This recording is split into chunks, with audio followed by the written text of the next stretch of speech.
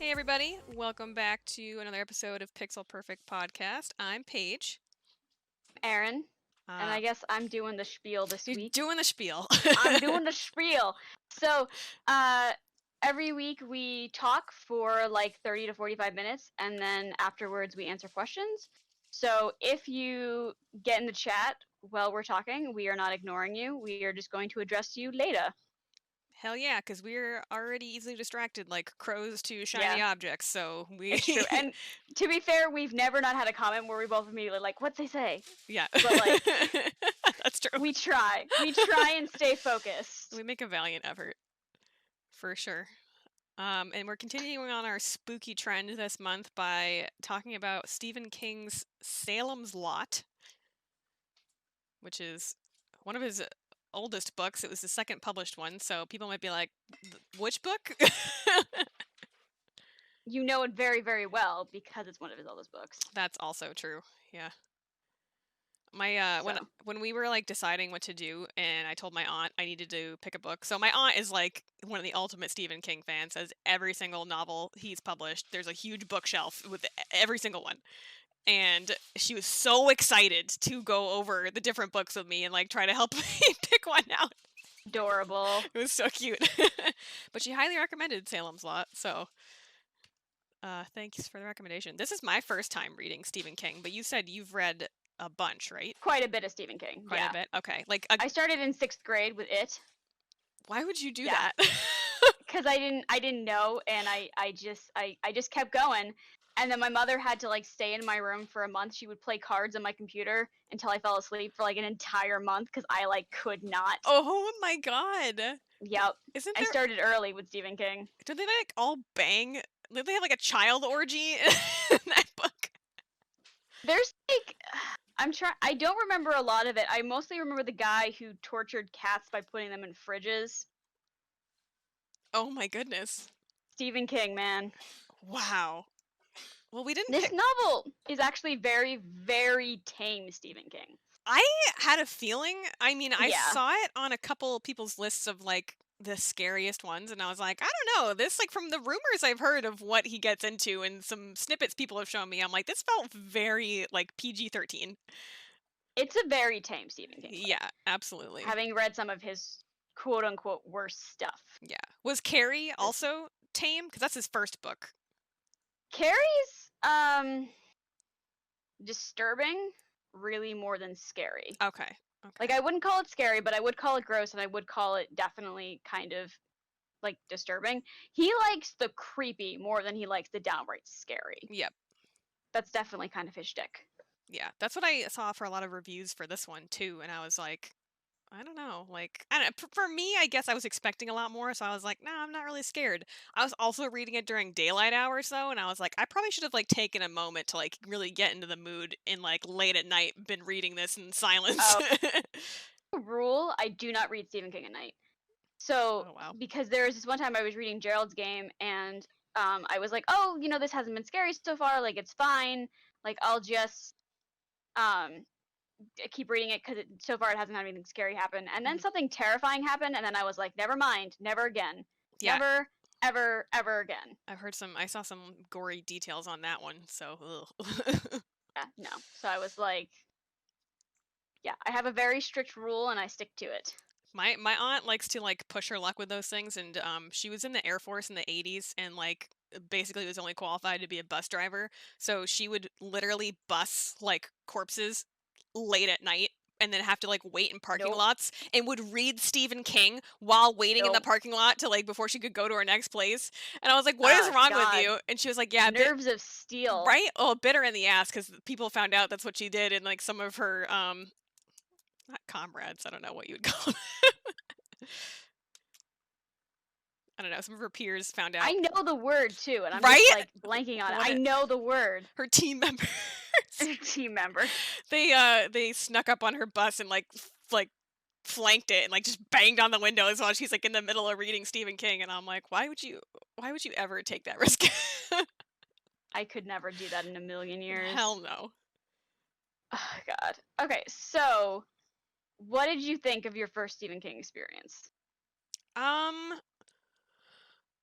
Well, I was given the book with the uh what's the word I'm looking for? I guess precursor. I don't know. She said Caveat. caveat. She was like, "This is one of his faster paced books where you don't have to wait as long to jump into the action." And then I'm like 200 pages in and I'm like, "Where's the action?" And then I was like, "How long does it take these other books to jump into the action?" No, it's absolutely true. Stephen King can drone. Like, I love him, but he can just go off for pages, and you're just like, Absolutely. "What is going on, Stephen King? Where are we?" Like minute details about characters I didn't care about. And I was like, I get what he's like trying to paint here because the whole thing is like small town vibes and like every little person knows everybody, so they're all interconnected in some ways. But some of them he just touched on, and I was like, that was unnecessary. It makes me, like, go back to, like, Gerald's game where she's trapped and the dog comes in and starts eating her husband who's dead, Hmm. and he has to give you the entire backstory of the dog. Like, pages of just telling you the dog's life story, Are you kidding and you're me? just like, "Stephen King, stop." That's so effed. Oh my god. So, I just Oh, yeah, we didn't explain what the book is about. we never do. Okay. Salem's Lot is basically a vampire book about a writer named Ben Mears who previously lived in this small town called Jerusalem's Lot, often shortened to Salem's Lot, and he's going back to the town to kind of confront some childhood trauma, some scary things with a scary house, and write a book about it. And then what ends up happening is like a vampire basically moves into town and literally starts turning the whole town into vampires. It's like COVID, but vampires. It's weird, I was kinda thinking about COVID as I was reading through it, where they were talking about, like, an Yeah. infection and things happening, and I was like, "It's And COVID." how rapidly it spread to, like, everyone in Mhm, town. Yeah, mhm, so yeah. it's a sad book. Yeah, so, totally honest, didn't finish it. Oh, no! Yeah. Well, how far did you get? I got about halfway, and then I read the ending. Okay. So So and I you read a synopsis, so I know what happens and everything, and I all got the enough to get the gist, all the good stuff happens in, like, the obviously. last 150 pages, punctuated with random moments of droning that you don't need, but Yeah, I just it didn't grip me, that's for sure. Like, no. I feel like I need to read a different Stephen King book now to, like, give me a better taste of what he actually is like, because to me, this is like, "Eh, it's kinda boring." I think in some ways it's really, really good. I wouldn't call it a bad book by any No. I mean, but I just don't think that it was even close to my favorite Yeah. or what he's capable of, which makes sense because it's his second book. Yeah. And he's like But 28 when it came out. That's crazy. yeah, I just don't think that it's he kind of hit his stride yet. But I know that there's a lot of people who would disagree with me. Mhm. So because it's got four stars across all editions on Yeah, Goodreads, and it's mostly 4 or 5 star reviews when you go on and look through. right. I feel like, to be honest, as I was going through, a lot of people, like, in the later years, like, recent years, were just like, "Oh, finally a vampire book that's about vampires, not about sparkly Edward Colonies." And so they, like, were like, "Yeah, this book's great because there's no Edward Cullen." And I was like, "Okay, but it doesn't automatically get a pass because it has vampires the way you remember No. them being." Or I think people give him a pass because 'cause they're like, "It's Stephen King, I love Stephen King." That kinda thing. Yeah. I mean, I love Stephen King, but I was just there was just stuff that bothered me, like the fact that he has to kill Susan. Oh, I one of my notes I wrote was, "Does he get less sexist over the years?" Yeah. Stephen King is complicated. I have to go back and read some of his later works. I mean, I was reading it through and I was like, there's more sexism here than I remember there being in Stephen King. Yeah, it was like and There was a lot. I can get it being mildly a product of the times because it was 1975, but it was still like the way every woman character was treated in this book made me feel icky, so I was like, "Ugh, did this get better There was as time passed?"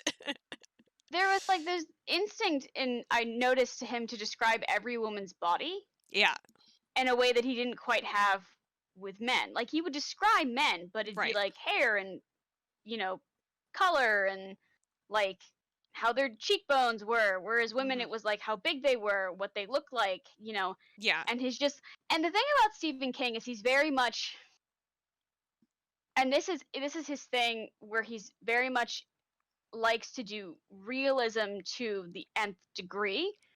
We're like, I mean, we live in small town. Like, we Yeah. know how these people think, and that's what he tries to do, which is basically capture authentically how these people think and how they talk. Yeah. And it's the problem is that it's accurate, but as you're reading it, you get uncomfortable Yeah. because you're like, this isn't great. And there's aspects of it too that are just like the way that he chooses to describe the characters that are outside of that realm that you're like, okay. Like how everyone describes that girl, Ruthie? Oh, I was gonna say that. Like once you were done, I Yeah. was gonna be like how they kept talking about the slutty teenager, and I was like, this is uncomfortable. Yeah.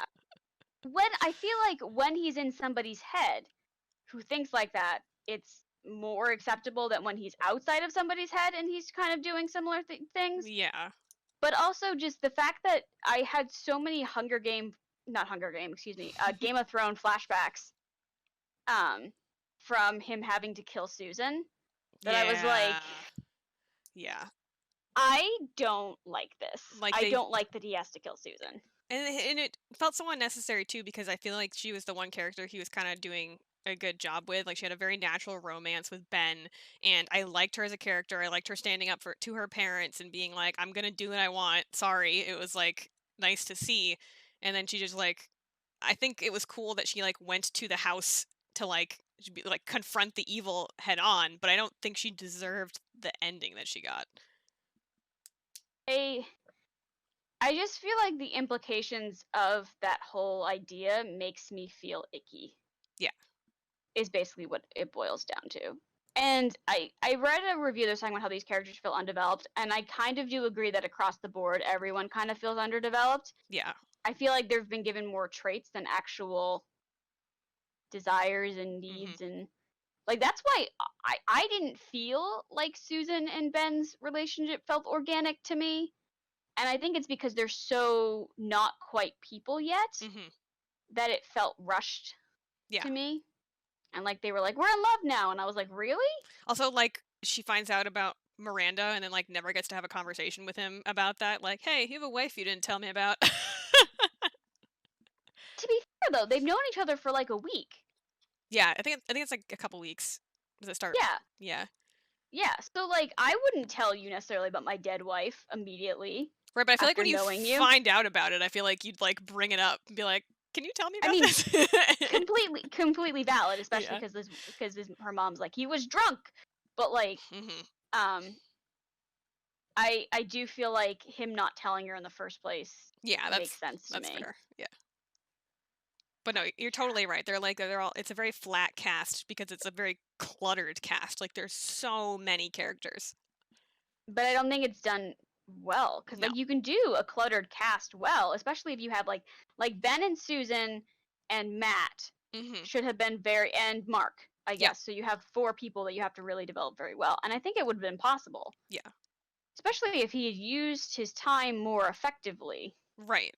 Because if you're gonna have 450 pages, there's things you could be doing more effectively. Absolutely. Well, because he kept like, and it all the extra characters included like the constable and the dude at the dump, and then like random street criminal assholes, and then like the people who the lady was cheating on her husband, and then he was a real douche, and there was like so many characters like that. And I get what he was trying to do with it because he was trying to show you all these little small town people, and then when they all start turning like it's supposed like you're supposed to like really feel the effects of that because you're like, oh, you knew all these small town people and now they're all turning into vampires. But I feel like he could have explored the connections of the people within the town through Ben and Susan and Mark and Matt. Like you didn't have to like go into their POVs, if that makes sense. Yeah, I feel like part of it too was him attempting to show like the volume of like everyone's turning and everyone we Mm. know is turning. So it makes sense to me on that level, but I guess I found this book fundamentally not as engaging as other books of his that I've read. Yeah, it I definitely think would be was. the word for me. It was hard to get through for sure. So yeah, I mean I'm not going to be able to let not finishing a Stephen King book stand. So I'm gonna finish it because my Yeah. ego does not allow it. That's understandable. And it is you are headed towards the better stuff at least, like with the action. kind of. I mean, I don't know if it's better, but it's more action. I mean, and Euron is right. It is one of the more faster paced novels for Yeah, him. which is hilarious because it's 400 It's pages. it's pretty fast paced for him. But the thing is that I didn't really find it scary or creepy too much either. Not at all. I feel like that's somehow what's happening for us this month is things that were supposed to be horror are not horror. Yeah, what is happening here? I don't know.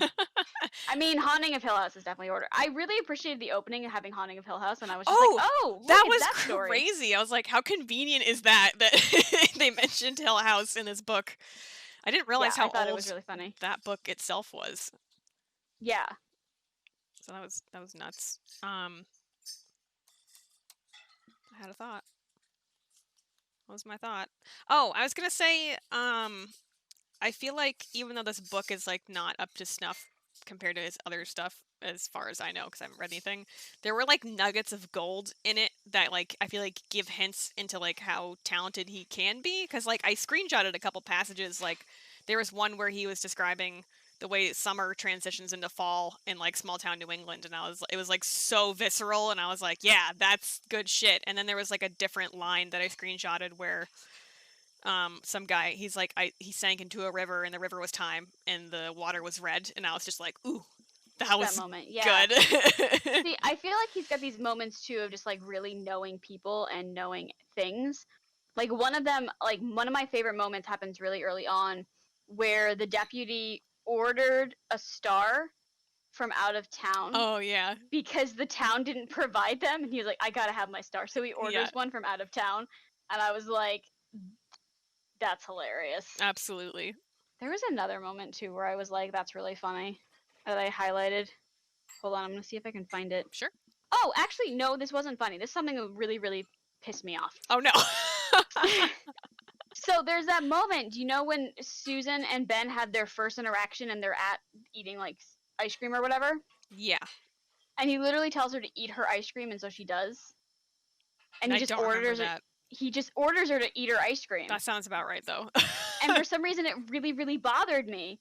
Because it was like telling a 4-year-old to like eat your ice cream before it melts. And I was like, shut the fuck up, Ben. Yeah. Like, go to hell, Ben.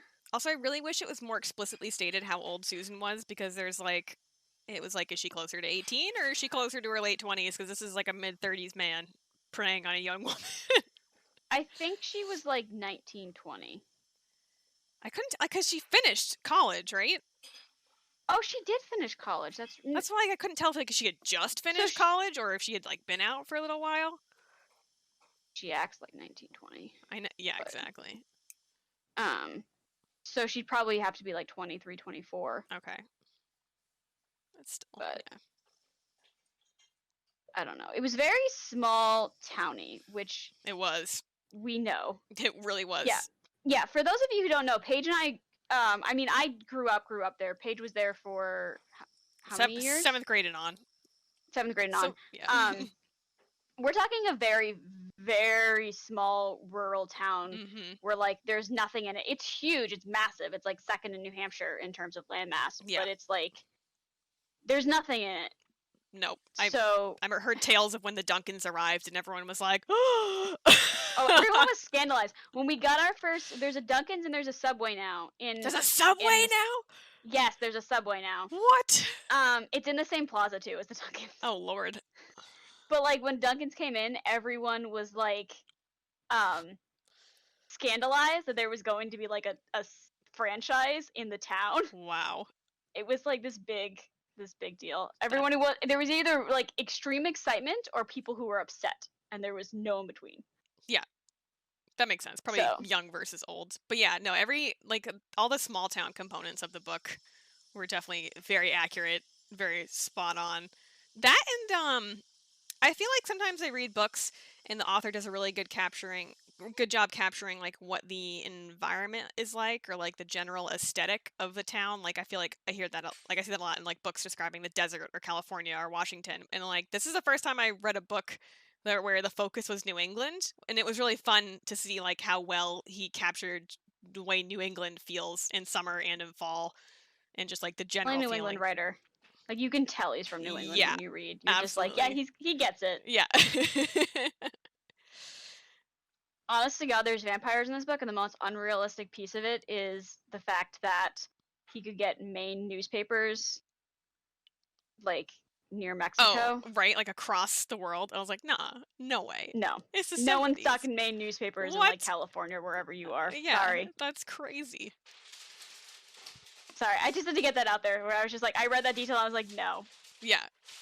Disbelief shattered. Yeah, right? You're like, "This isn't happening. Absolutely not." Oh my god. Um, what? I had other questions. Uh, let's see. What is the most recent thing you've read by him? Most recent as in thing he's published, or most recent as in thing I've read? I guess, like, what's the newest thing he's published that you've read? Published so many books recently. He Mm, just keeps publishing and publishing and publishing. I tend to read his older stuff. okay. It, Misery, The Long Walk. Um, but I don't think I've even really read any of his newer stuff. Oh, really? I think I should though, because I want to see if the sexism prevails. That's what I'm curious about. I'm like, I feel like I need to read something new and then, like, compare, because, like, this was tough. This made me ugh. I just I don't remember him being like that, but it's very possible because I read him when I was younger. Mm, I don't think I've read him since I got out of college, okay. which was 5 years ago. Fuck, it was 5 years ago. Yeah, I had the dawning Fucking realization that we hell. graduated high school 8 years ago, and I was like, ugh, Oh boy. aging sucks. Um, but yeah, I think I'll go back and read some of his newer stuff now just to see how it goes. Mm, But I know that, like, the thing about Stephen King is that he's very all over the place when it comes to genre, because I think we think of him as a standard horror writer, but then you have, like, The Green Mile, which is, like, not horror at all. yeah, or like the Dark Tower series, or Yeah, which is, like, a completely different deal, definitely more yeah. like fantasy epic type deal. And then What's you have The Stand, which is like an actual epic. what is the stand about? I keep hearing about it, and I'm like, I don't know what this is. Uh, some sort of plague, end of the worldy thing, if I recall Oh, correctly. okay. It's very long, so if you're prepared to do The Stand, it's like this thick. Holy shit. Okay, It's like 1,500 pages or some shit. that's rough. Um, I was gonna say the dark parts of the Dark Tower series tie into this book, Yes, which was that's why crazy to me. he's not doing a sequel, is because he considers it finished Yeah, in the Dark Tower series. right. I guess Father Callahan makes a big comeback Yeah, something to do with in. like vampires or whatever. I was just like Yeah. not expecting that. Yeah, the Dark Tower series is really interesting. I've read the first two, but it was a long time ago. Yeah, That was back in high school. I think I had to read it for one of our English classes. you did? I took like a pop culture English class, Oh, I was like, in and I what had to read the Dark world? Tower. Ugh, that So makes sense. he's kind of not he's like he is a horror writer and he's very good at creepy horror-y stuff, but he tends to go all over the place. Yeah. I think he's good at I don't know. I feel like Stephen King is a mixed bag with bursts of genius and bursts of bullshit. I mean, with the way he pumps stuff out, there's no way each one is gonna be good. It's like a But madman with writing. I mean, obviously he's like rich, so he's able to do like focus full time on writing, and he came into when you could still make a living as a full time writer. Yeah, yeah. But like, I mean, you could probably produce like that if you had nothing to do. But like, if that was your entire job was just writing, Right, I yeah. imagine it would be easier. Yeah. But like, And he does kind of stick to what he knows with like isn't like every single thing almost every time set in Maine. a lot of the time. But then you have like the Dark Tower, which is obviously nowhere near Maine. Right, yeah. So, because it's like that fantasy deal. And then the Right. Stand, which I think is like everywhere. I think it's worldwide. Okay. I'm not positive. It's been a long time since I looked at the Stand. I read like the first 100, 200 pages Mhm. and then got distracted by life. Are they making I think they're making a show. Is that coming Yeah, I out saw soon? an ad for it the other day. Yeah. I So I'll probably discovered watch that. There's a mini series of Salem's Lot, not like the original mini Yeah. series, but there's like a 2004 mini series with Rob Lowe as Ben, and I was like desperately trying to find a way to watch it. I couldn't find it anywhere. It looked so bad. I was like, I need to watch this. This is just looks terrible. Also, it's like not set in the 70s. It's like looks very 2004. So I'm like, this is fascinating. I just gotta. My husband's chiming in and saying yes, but there's George R. R. Martin, and I'm like, that's fair. That's a fair point to the writing every day, writing a lot thing. Yeah, they're like two opposite ends of a spectrum of productivity. I guess he averages like 200 words What a day. a day. That's what is that, like a paragraph? Yeah. Wow. He's only got millions of people waiting for his book to come out so they can know how it ends. I'm pretty sure he's just gonna die. Like, I don't think it's gonna come out before he dies. Just to be disappointed that it's the same ending as the TV show. Oh, right? I know. Like, when they asked him if it was the same, and he was like, yes and no. And I was like, that's a yes. It's just garbage. Yeah. We get off track, people. This is what we do. Yeah, that's our whole kit and caboodle, being off track. I did want to bring up his Twitter presence and talk about how Mr. King might be a little bit problematic. So I had to like hunt for it because like I couldn't find the article on it, which I found really weird. So like back when J.K. Rowling was on her like transphobic rant bullshit, which I mean she's still transphobic, but with their stupid new book she published. Oh my god. Stephen King like tweeted something like trans people or their trans rights or human rights or something like that, and everyone was like, yay, Stephen King. And then she comes out with a very transphobic book, and he like praises it and says J.K. Rowling is a very talented writer on Twitter, and it's like, which camp are you in, bud? He's like definitively a Democrat, but yeah, I think I don't know. I don't understand Stephen King. I think he goes back and forth for me, where sometimes he says things and I'm like, that's great, and sometimes he says things and I'm like, eh. Yeah, like I know last year he came under fire, or maybe it was earlier this year, because 2020 is a giant blur, but he has said something about like forced diversity in the arts, and everyone was like, ooh, bad take. I will never understand the whole forced diversity in the arts thing. Yeah. Because it always comes with a base assumption that diverse people don't deserve the job. Right. Which is like, it's just like, not great. Yeah. Like, I feel like anyone who's like, oh, forced diversity, it's like, well, maybe you're just bad. Maybe you can't. And also, there are many, many, many, many qualified people out there who just happen to be people of color or whatever, and then you're just like not giving them the job. Yeah, you got to give them the job. Absolutely. You gotta like. Now we're just on our soapbox. Rant. Yeah. Speaking of, vote. For the love of God, vote. Yes, vote. Figure out a plan. Yep. Go vote. Yes. Do it. Yeah, vote. Please vote. Before we all die. Please. Don't make me beg. Just like going through. This is the section of the episode where we go through Paige's questions. Yeah, I think we answered them all though. Oh, okay. Yeah. Because I was gonna ask if you found it scary. I was gonna ask about the sexism. I was gonna ask about the pacing. You know? Yeah. The pacing goes back and forth for me because people are like, it's very well paced, and I'm like, eh. I think he gets in a stride and then he like trips up. Like, I kept being like, okay, I'm fine with this, and then there'd be like record scratch, throw it off loop, and then back to normal pace. I was like, this is very inconsistent. I almost feel like he's too fast in this book. At the same time. Yeah, there were sections of me where I was like, everything's moving very quickly. And it's very possible that was because I was reading very, very quickly. Possibly. But yeah, there were bits and pieces where I was like, well, the whole part where like the doctor just immediately believes them and is like, all right, let's go off and look at some vampires. Like the doctor of all people, you're like, what? And I was a bit like, I feel like that doesn't fly for me. No, I can agree with that. So that's what I mean by it going too fast. Is a little. There were just times where things. It was like too easy. Yes. Yeah. I think too easy would be the way to describe it. Okay.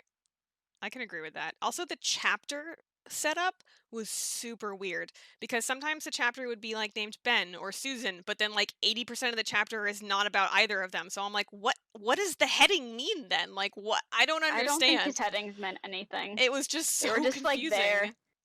And then you had like then you had that one part that was broken up by time, Mm-hmm. and then like nothing else was broken up by time. Which is annoying because I liked that part. I was like, this is cool. This is like eerie. Well, yeah, that was for me, is that I felt like it was creepy and building up to something, and I was Yeah. that, and then it didn't really build up to much of anything. No.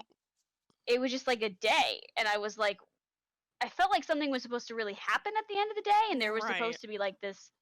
Is there anything that happens at the end of the day? What happens at the end of the day? I don't even Is it that remember. Ralphie and them? Is it that Ralphie and them get? Oh, it might be the Is start it of that? everything. I think it is. I think it's when they're out on the trail and they like Ralphie gets killed and Danny gets turned into a vampire. So I think it's the start of everything. Yeah. But I feel like he could have done it again like on that day where they were obsessed with 702 being when the sunset happened. He probably could have like reused that and like counted down to it another way. It was just all over the place. His like It was just disorganized. It was very weird. organization. Yeah.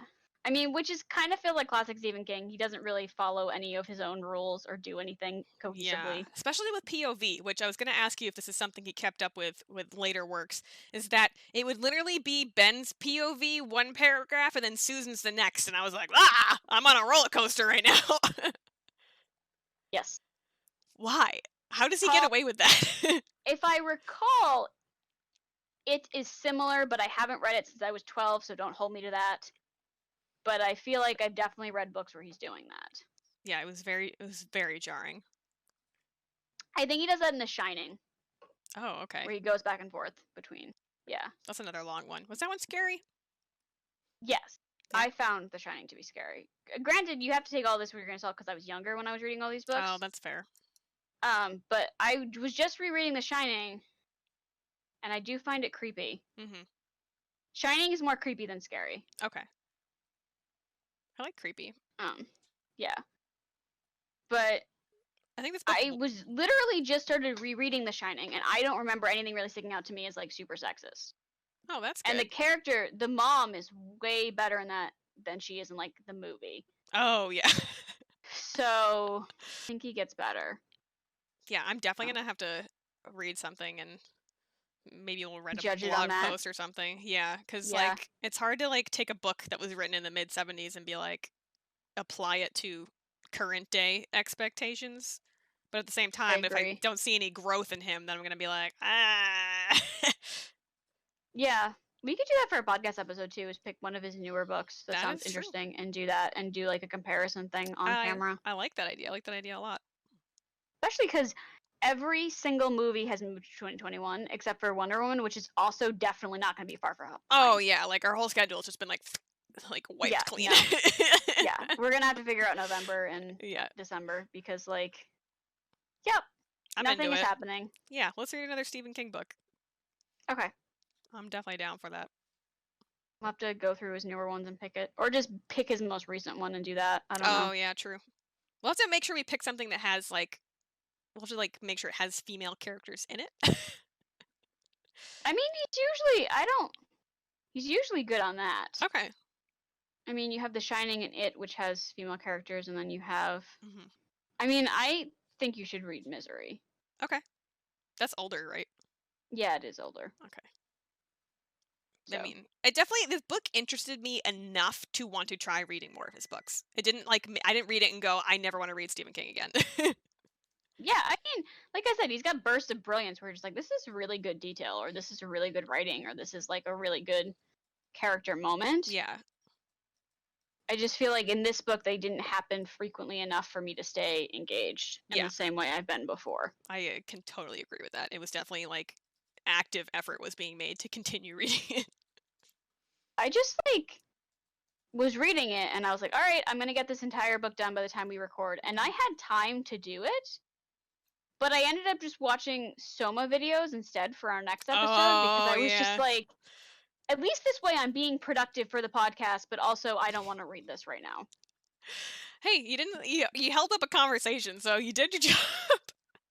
Yeah. I think it would be if I had skipped it, then that would have been the problem because it's like I don't know anything else about him. So I mean, I read enough of it, yeah, so and to at least know what the writing was like and the characters were like and yeah, get a good sense of the big picture. right. So, but I'll finish it, but eventually. Really Eventually. more than like I'm dying to get back to it and finish it before this. Did you have any other thoughts?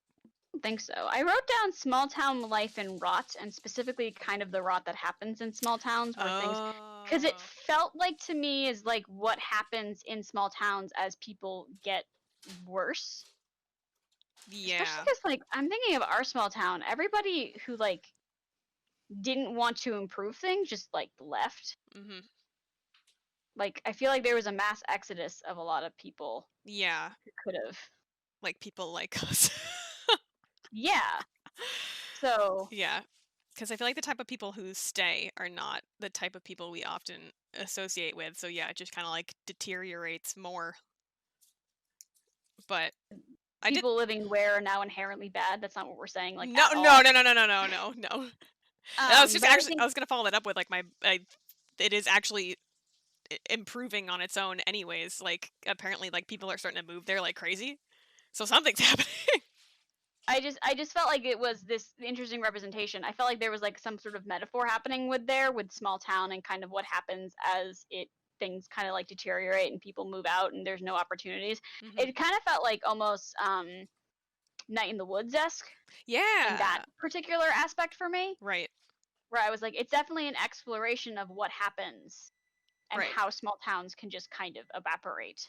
I think what was particularly interesting about that to me was that, like I said before, this book was written in the 70s, and and it's still relevant to things that happen today.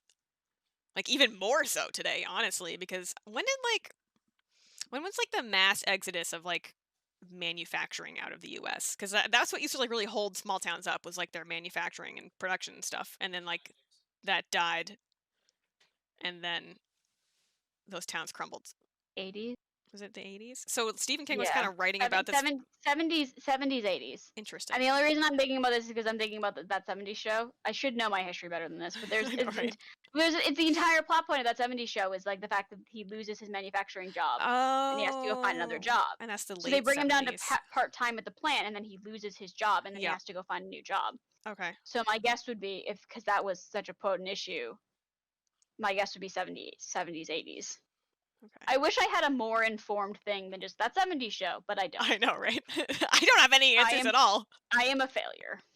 I think maybe it makes his observation of the small town phenomenon even more what's the word I'm looking for? I don't know. It's like he picked up on something that wasn't as prevalent in that decade as it is now. It's like he spotted a trend before it was really a trend, if that makes sense. I mean, when was this book published? I should have written. I wrote 75. down a bunch of other things. 75. Yeah. Yeah, I just probably, Yeah. but it must have probably been starting to happen around that time. Yeah, that makes sense. Um, because I think that was around the time that unions starting to disintegrate too. Oh, yeah, that makes sense. So Poor small towns. yeah, small towns got it rough, They really do. Buy local. but some of it's self-inflicted. That's true. That's also true. Oh, show. like with our hometown being willing to put money towards fireworks, but not willing to put money towards the library or the middle school, or it was like if we didn't have our fireworks, it was a big fucking deal. But like What? you couldn't pay for the middle school. I mean, I granted how long it took them to build the new middle school that we had to have French class on a cart because the French classroom was so full of molds, it wasn't safe to go in there. Yep. And then they finally built us a new middle school, and it was Yep. excessive. Yeah, It oh was an yeah. excessive middle school. I think the middle school people were like, "All right, they're finally voting for us. Let's just take what we can get and run." They put the 4th 'Cause graders like, in there now too. oh, that makes And it's sense. 4th through 8th, which is a horrifying thought because 10-year-olds and 14-year-olds should not be anywhere near each other. Just in my personal opinion. All right. Anything else to say? No, I don't Final think so. thoughts? So if anyone has questions or thoughts, I just really enjoyed Tyler's general agreement. But if anyone has questions or Tyler is thoughts they want to also participate with, Tyler is commenting, and just so everyone knows, he is also from our hometown, so he's just like, yes, yes, these things are. yep. And thank you for the Accurate. follow earlier too. It scared the shit out of me because I heard the follow sound in Twitch, but it didn't pop up on the screen right away. So I was like, "What's happening?" So thank you kindly for that. Yeah. I guess while we wait, we can talk about next week, which, as Aaron mentioned before, we're doing the video game Soma, which is one of my favorite horror video games, even though I've never played it. So that'll be a lot of fun to cover. But we are doing it next week. We're doing the live show on Wednesday at the same time, and then the recording will come out on Thursday because my birthday is on Tuesday, and I ain't doing shit that day. Paige is ruining it with her birthday. I'm sorry. How dare I? She's just screwing up our schedule, Paige. God damn it. I live to ruin. If it was my birthday, I'd do the same thing, so it's fine. Yeah. Yeah. Yeah. And then the week after, we have a very special guest coming on. We do. Yeah, Lady Night the Brave, the YouTuber, is going to come on and talk about the Haunting of Hill House with us, and we're Yes. very, very excited for that. And she's got a really cool video on it too, so you guys should check it Yes. out before you tune in Yeah. on that day. And just her in general. Yeah. Her videos are really good. She's got a Last of Us 2 video that I found to be very helpful and good to watch after our episode. So if you're looking for more Last of Us 2 hot takes, I guess, check out that video too. We're really good at like disagreeing with like what everyone else thinks, and that happens to us a lot. Yeah, we're just like, oops, we have bad opinions. Sorry. Oh Yeah. well. Oh well. We try and back them up at least. That's true. With evidence. With facts. With facts. Our facts as we see them. Yes, facts. Oh man. But I don't think we have any questions or comments at the moment, so we'll call it an evening, and we'll see you guys next Wednesday. Wednesday. I should also remember that. I'll remind you. Don't worry. Okay, that's good. All right. Bye, everybody. Bye.